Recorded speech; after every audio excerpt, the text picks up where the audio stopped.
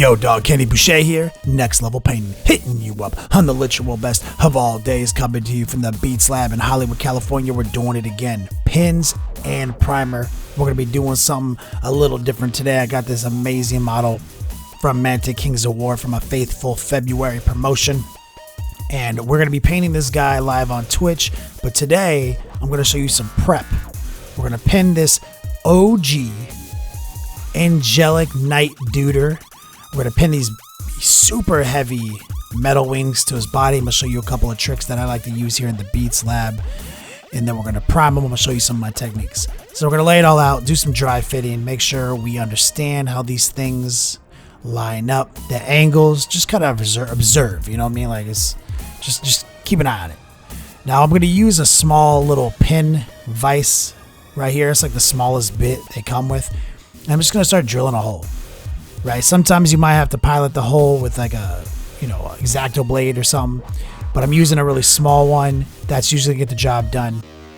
And I'm just going to take my time, make sure it's going in at a nice straight angle, being cognizant of how it lines up with the back of the Angel Knight himself. Now, what I'm going to be doing is switching to my bigger bit, which this bit actually matches the size of a set of paper clips I bought at the grocery store. And now that I have a good little channel built, I'm going to use this one to bore it out to the correct size. I've got two of these. I think I bought these from Army Painter.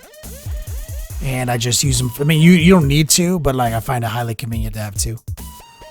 And now this is the ancient Chinese technique. I'm just going to use a little bit of paint. And I'm just going to paint really thick, built up paint around the hole. Okay. I'm not going to thin it down. This is right out the pot. This is like rose skin from the D&D line of the Monsters pigment setup from Army Painter. It doesn't really matter what color you use. It's just the one that was closest to me. And so it's important to create like a little, donut shape. And now what we're going to do is we're going to lock it into where it's supposed to go, press really hard, kind of wobble it around, and see if we can get some of this paint to transfer to his back. Now, it doesn't need to be a perfect transfer. As long as you can kind of see the outline of the donut going around the void, like the donut hole, then you know where to put the next hole. We're going to do the same thing. We're going to try to get in there as perfectly as we can. Now, this is a moment where I'm going to use the X-Acto blade to kind of give myself a little divot in there so that my smaller pin doesn't slide off of where I want it to go. And now I am cognizant of the angle that the wing comes in. We observed in the dry fitting process here. Because if you just came in straight from the back, it wouldn't line up. It'd be weird. You'd have to like bend it. So we observed that it comes in at a kind of a slight angle from the right. No big deal, Even if it doesn't line up perfectly, you should be able to make it once you pin it. But not if you did the angle totally wrong. So there it is. That's the special paper clips I bought that match this. And I know for sure that's the right angle. And now I'm going to just throw a little super glue up on this little piece. I clipped it off with my hobby clippers. I'm going to shove it in there, let it dry. And while it's doing its thing, we can do the other side. You can use a little zip kicker here if you want, a little super glue accelerator, which I do use that often, but I try to use it as sparingly as possible. Hence the pinning process. Now we're going to do the other side. I already set up the paint, the donut trick. We're going to get it real hard in there, wobble it around. We're going to get some good transfer here. First it didn't look good, but I push it again.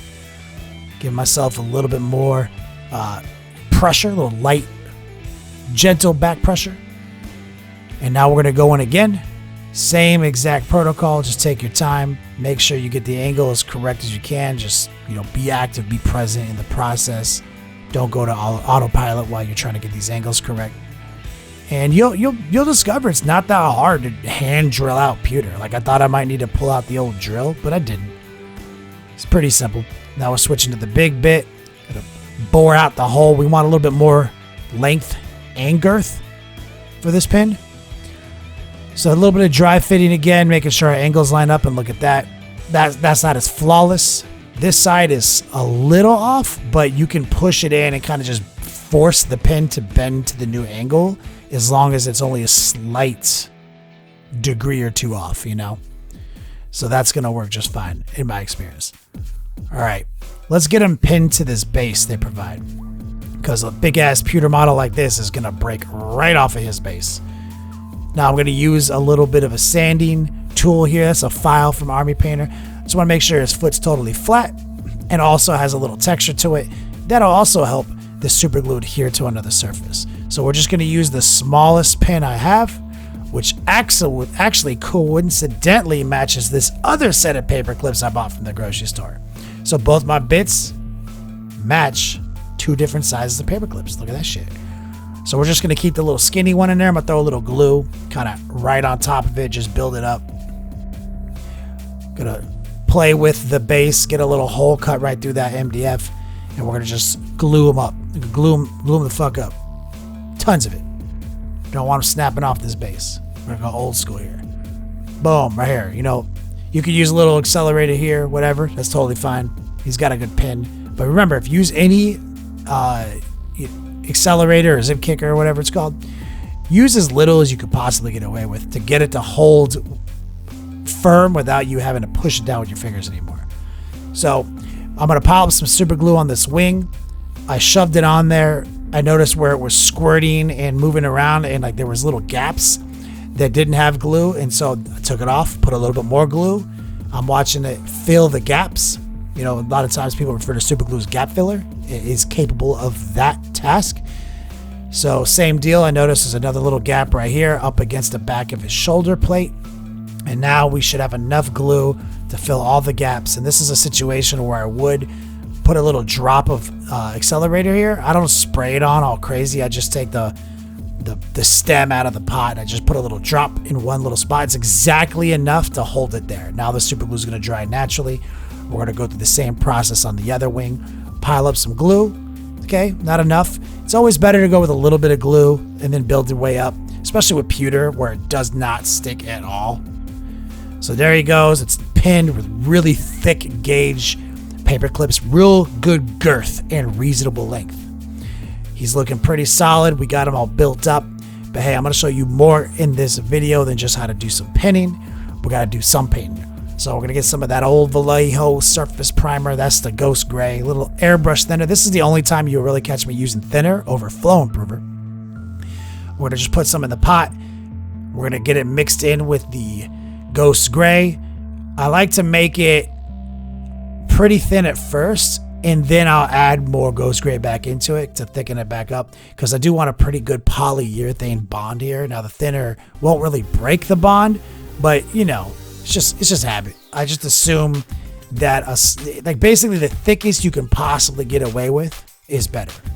Now we're gonna do some really light coats, build it up slowly, especially with one of these older pewter models. Anything can go wrong. You know what I mean? He's got some pretty serious details in some places and some subtle details in other places. We're going to have some fun painting this charming old school Mantic model. And this is why I'm using airbrush primer versus some rattle-can, is I need to be able to perfectly control the consistency of this primer. Because when you paint a model, really it's the paint is sticking to the primer. And the primer is something a little bit burlier that's sticking to the plastic or the pewter in this situation. So we want to make sure it's perfectly smooth, perfectly consistent. We get it in all the recesses, all the crevices before we start laying it down. Now at this moment, sometimes you'll notice that there's like some bonus detail, aka some flash you missed. You know, just stop real quick, pick it off with a X-Acto blade and keep going. This is kind of like your last chance to do a spot inspection to make sure you didn't miss some of those little danglies and those doodads. But there it is. This is how we're going to be chasing the paint job and be going after the box art. Anyway, guys, play on, players. If you like these tutorials, check out Next Level Painting on Patreon. Become a patron of the arts today. We offer early and exclusive access to our videos and a rewards program for different pledge levels. Patreon is PayPal and credit card secure, so you don't have to worry about that. We use 100% of the money to improve our process.